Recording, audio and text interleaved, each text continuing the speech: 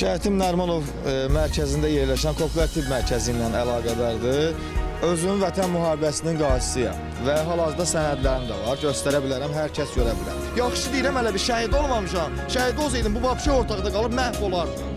Övladım dövlətə müraciət eləyərək əməliyyat olundu. Qulağına implant yerləşdirildi və belə bir aparat verdilər. Aparatda sizə göstərirəm.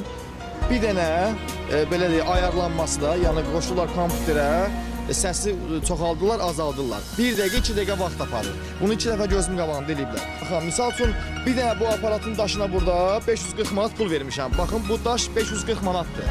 Bunun bir dənə bu şunuluna 700 manat pul vermişəm bu müəssisədə. Bugünkü gün əgər ki siz bu müəssisəni açıb bizim kimi valideynlərin cibinə girib oğurluq eləyirsinizsə, bu müəssisə dövlət tərəfindən bağlanmalıdır. Mən tələb eləyirəm vətəndaş kimi. Belə piçmasın, bütün nəslimin kökümün üstündə haqqım var kimi sağ olsunlar böyük hörmət edirlər. Mən qaziyəm. Mən demirəm ki, gətir mənim balama paltar al, nə bilim acından ölür, gətir yeməyin məktəbinə bax. Özüm də Allahımıza and olsun, gəlsin dövlət araşdırsın, şəxsi torpağım yoxdur mənim, amma mən döyüşmüşəm.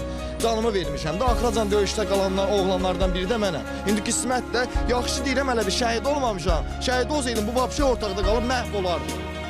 Bugünkü gün 80 manat pensiya alıram. Bu günləri mənə bir insan çıxsın qarşıma desin ki, mən sənin övladının müalicələrini qarşılayıram. Mən ona 80 manatı, verirəm kartonu, hər ay çıxarsın 80 manatını. Belə 5 il çıxarsın, 10 il çıxarsın, istəmirəm o pulu. Əsas oldu ki, mənim balam deyil, hərəkətlərinə baxın. Uşağın ağzı belə əyilir. Ağız əyilir.